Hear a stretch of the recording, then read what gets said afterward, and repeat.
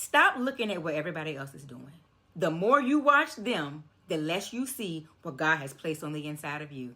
And when you don't see correctly, you misidentify what you've already been given.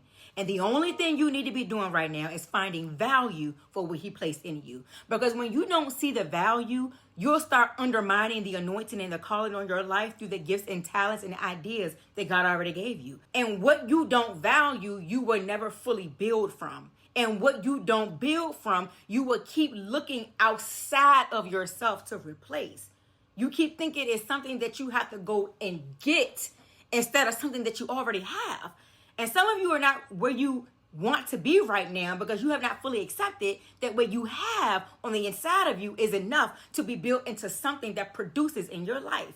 And you may be saying, well, I do know. I know God gave me something. I mean, I know I got a purpose. But knowing and believing are not the same thing. See, knowing is mental recognition. It lives in the awareness. You can know something is true and still live in contradiction to it. Because see, knowing sounds like, that makes sense. I understand this.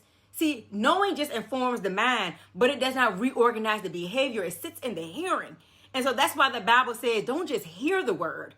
Hearing alone does not produce, but believing is different. Believing is internal acceptance. It lives in alignment. It doesn't just sit in your mind. It starts directing your decisions. It shows up in your action. It shapes what you do. It reorganizes what you expect, what you allow, what you tolerate, what you're going to act on. So the next time you say you believe it, you want to ask yourself a question. Well, does this truth change what I permit myself to do next? And that's why you can know God gave you an idea, know that you are capable, know that you are called, and still delay becoming the woman who finishes.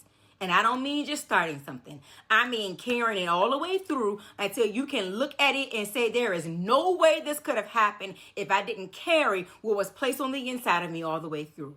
Because you can tell yourself you believe all day, but your behavior will always expose what you're still not in agreement with. I'm telling you, 2 years ago, I was unemployed, constantly searching for the next job, constantly feeling depressed, not knowing what my life is about to look like. And I knew all the scriptures. I knew to quote and say, I know the plans he has for me. They are to prosper me, not to harm me. But my life was not in agreement with it because I was still moving like somebody who was waiting to be picked, not somebody who had already been called.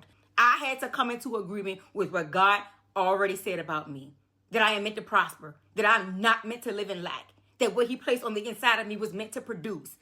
And when I actually came into agreement with that, it didn't just change how I thought, it changed how I moved. When you really believe it, the version of you that doesn't finish no longer gets a vote.